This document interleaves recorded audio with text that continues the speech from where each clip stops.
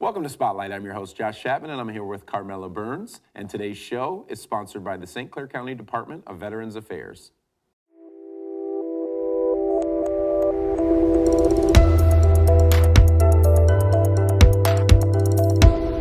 Carmela, good morning. How are you today? Oh, I'm doing fine. Thank you for inviting us here. Absolutely. I'm happy for you to be here. So you do a lot of cool things. I won't steal any of your thunder, but Carmela Burns, you're the executive director of SOS Food Pantry in Marysville. Correct. And so for those at home that may not know about the food pantry, why don't you tell us about what it is, how did it get started, and what you guys do there?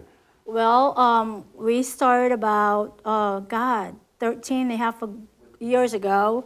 I started with a food giveaway with Alice Reed, of course, who started the food giveaway. And from there, we saw a need.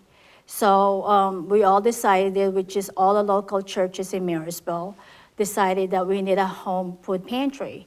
It took about a year to process it. So we started back, it's been 12 years since we've been open in the city of Marysville, which is we do a client's choice. Like I said, all churches brainstormed to try to open something like this to make it something for people to come in and get a food. SOS is basically run differently. We do client's choice with a twist. Okay. We don't tell people what to get. We get them a point system, which I learned from South Carolina Food Pantry when I went down south, where it gave people more freedom to get what they want and also taught them how to budget. Yeah. That's all what we do.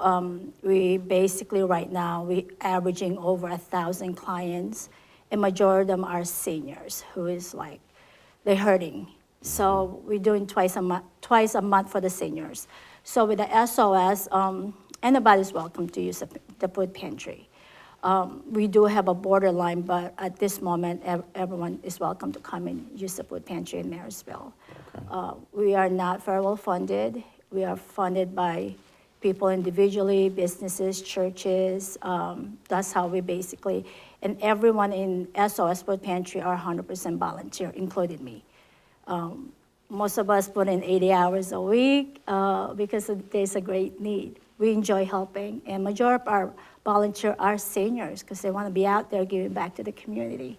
Very nice. So you said that there's a point system now. Is the pantry? I've never heard of this model before. So is a pantry like a grocery store, and yes. like folks can? Yes. So now where did that come from? You said you found that in South Carolina, right? Yeah, South Carolina. So my husband and I like to go down south because we're originally from the south. It's cold outside. I like to go to different food pantries to just observe and then take that idea and then bring it back to SOS. So the point system is if you go in there individually, we'll give you 35 points.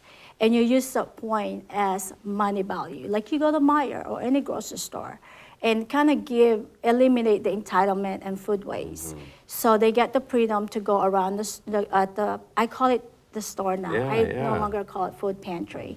It's a store where they could pick whatever they want, as long as they have that point system. If they couple of points over or things like that, we say, okay, go ahead, But we have like protein, dairy, produce, those are 0 point. The thing that we put point is the thing that we have to buy. Mm-hmm. So everybody could get something, not just because it's free, people want to grab it. And it's like, hey, it's free, it's mine. So there's no entitlement. And we don't walk with them. We don't box their food. They have the freedom to go shopping just like grocery store. Yeah, well, I asked that such a unique way. One, just from a support perspective. So when I walk in, there's that. It's hard for folks sometimes to get into a line or different things like that. So I think that's a really unique way to provide dignity. But what a great way to eliminate food waste, because I don't think, like you said, a lot of people don't realize if you go in to get a box of food and there's dairy in it, and I have a dairy allergy, then I've just thrown that milk away, where I've got 3 little kids and I go through milk, I might as well buy a cow, right? Exactly. So that's a really cool thing. And now you said everything is volunteer driven, everything is volunteer ran. And you're serving seniors, which as you know, those folks are really struggling, the senior population, because as things have gone up, and especially with food, can't afford it. Exactly, their margins have shrank. So everyone is volunteer. So if I'm sitting at home right now and I'm saying, "Wow, that's an awesome idea," which it absolutely is, how do I get involved? Just call the SOS Food Pantry. I usually. What's the number? It's 810-364-6333. Okay. Needs, NEED. There you go. That's Okay. what we did. Okay, very nice. And website or? We don't have website. I'm trying to utilize the funding. Okay. We try to make it simple. For every single penny that, like you want to donate, we want to use that because your perspective is, I'm donating towards buying the food. Impact, yeah. That's where your money's gonna go. You're gonna go towards buying the food. We do have overhead costs.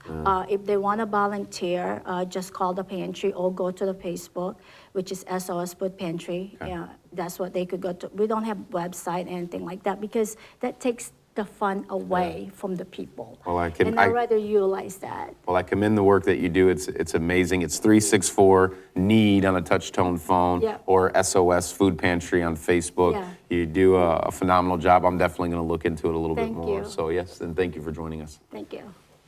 And thank you all for joining us on Spotlight.